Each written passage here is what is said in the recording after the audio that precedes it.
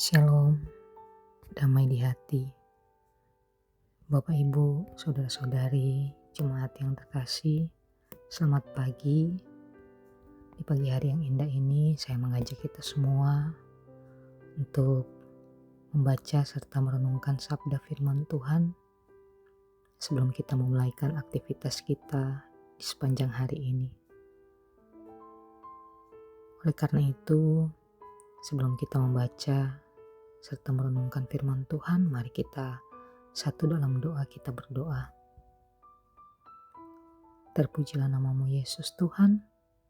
Kami mengucap syukur berterima kasih buat kasih setia Tuhan yang tidak pernah berhenti kami rasakan hingga saat ini.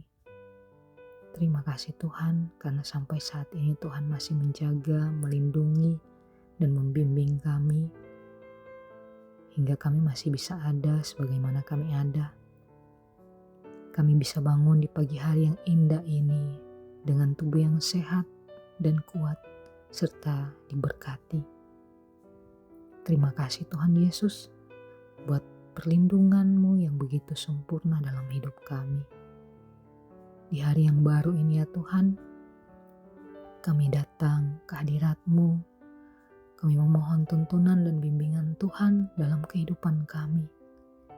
Dan di saat ini juga kami akan membaca serta merenungkan sebagian dari sabda firman Tuhan. Berkati kami ya Tuhan, agar firman yang kami baca dan kami renungkan tidak berlalu begitu saja, tetapi itu dapat menjadi satu pegangan dalam kehidupan kami ketika kami menjalani hari-hari hidup kami ya Tuhan. Tuhan Yesus, kami mohon ampun atas semua dosa-dosa dan kesalahan kami. Layakkan kami untuk membaca dan merenungkan firman Tuhan di pagi hari ini. Dalam nama Tuhan Yesus kami berdoa dan mengucap syukur. Amin. Bapak Ibu, saudara-saudari, jemaat yang dikasihi dan diberkati oleh Tuhan Yesus Kristus, pembacaan kita di pagi hari ini terdapat dalam Wahyu 20 ayatnya yang ketiga. Wahyu 20 ayatnya yang ketiga berbunyi, lalu melemparkannya ke dalam jurang maut dan menutup jurang maut itu dan memeteraikannya di atasnya, supaya ia jangan lagi menyesatkan bangsa-bangsa sebelum berakhir masa 1000 tahun itu. Kemudian daripada itu, ia akan dilepaskan untuk sedikit waktu lamanya. Sedemikian jauh pembacaan firman Tuhan kita di pagi hari ini. Perenungan kita diambil dalam renungan harian keluarga yang diberikan judul Iblis dilemparkan ke jurang maut, tidak lagi menyesatkan. Bapak Ibu saudara-saudari, jemaat yang dikasihi dan diberkati oleh Tuhan Yesus Kristus, firman Tuhan yang kita baca hari ini menjelaskan di mana Yohanes melihat malaikat yang memegang kunci jurang maut itu melemparkan iblis atau setan ke dalam jurang maut, lalu menutup dan memeteraikannya agar supaya iblis tidak lagi menyesatkan bangsa-bangsa sebelum berakhir masa 1000 tahun itu. Ada berbagai macam tafsiran tentang masa 1000 tahun dari bapak-bapak gereja, seperti Irenaeus yang meyakini bahwa kerajaan 1000 tahun adalah satu masa berkat yang masih ada di masa depan, dan Agustinus yang mengatakan masa kerajaan 1000 tahun sudah ada dan telah memulainya dengan kematian, kebangkitan, dan kenaikan Yesus Kristus ke sorga. Namun satu hal yang jelas adalah malaikat telah membuangnya ke dalam jurang maut sampai masa 1000 tahun. Ini menjelaskan bahwa segala tindakan iblis bukanlah di luar sepengetahuan dan izin dari Tuhan.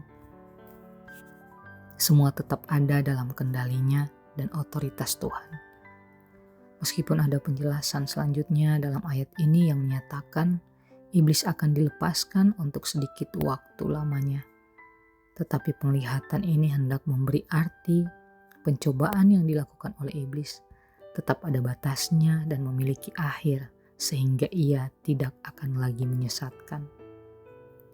Bapak, Ibu, saudara-saudari, jemaat yang dikasihi serta diberkati oleh Tuhan Yesus Kristus, orang percaya di masa gereja mula-mula diajak untuk tetap percaya bahwa iblis atau kuasa jahat yang telah membuat mereka menderita dan sengsara, bahwa dapat dan telah dikalahkan. Iblis tidak akan berkuasa selama-lamanya. Tuhan telah mengalahkannya sehingga iblis tidak akan lagi menyesatkan. Firman di hari ini mengajarkan kita kembali bahwa pada waktu menghadapi pencobaan, kehidupan orang percaya tetap ada dalam kendali daripada Tuhan. Iblis tidak dapat berkuasa atas kehidupan orang percaya. Oleh karena itu, ketika kita menghadapi pergumulan, jangan lari, tetapi hadapilah bersama dengan Tuhan dan selalu membangun persekutuan bersama Tuhan. Sebagai keluarga Kristen yang beriman dan percaya kepada Tuhan Yesus, kita harus terus mengajak keluarga kita, anak-anak kita, agar selalu hidup takut akan Tuhan. Antara lain dengan setia berdoa, setia beribadah, setia membaca firman. Sebab hanya dengan persekutuan kita dengan Tuhan, kita dapat menghalau kuasa iblis dan tidak jatuh pada perangkap iblis.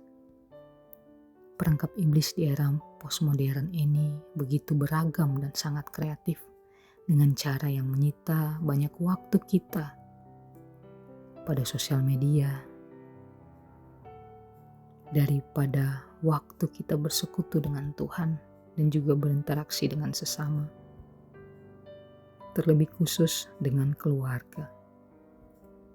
Untuk itu,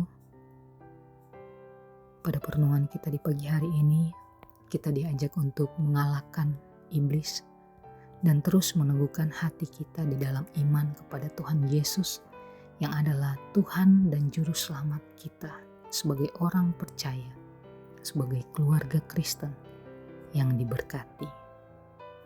Kiranya Tuhan menolong, menyertai dan memberkati kita semua dalam menjalani hari-hari hidup kita. Amin. Mari kita satu dalam doa, kita berdoa.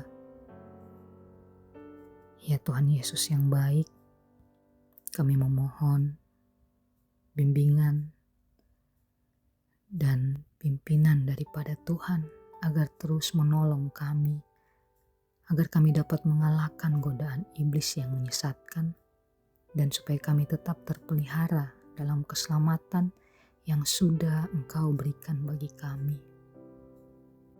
Inilah yang menjadi doa dan permohonan kami ya Tuhan, yang kami bawa di dalam nama Tuhan Yesus Kristus, yang adalah Tuhan dan Juru Selamat kami yang hidup. Amin. Demikian perenungan kita di pagi hari ini. Selamat melanjutkan aktivitas kita di sepanjang hari ini. Tuhan Yesus memberkati torang semua. Shalom, damai di hati.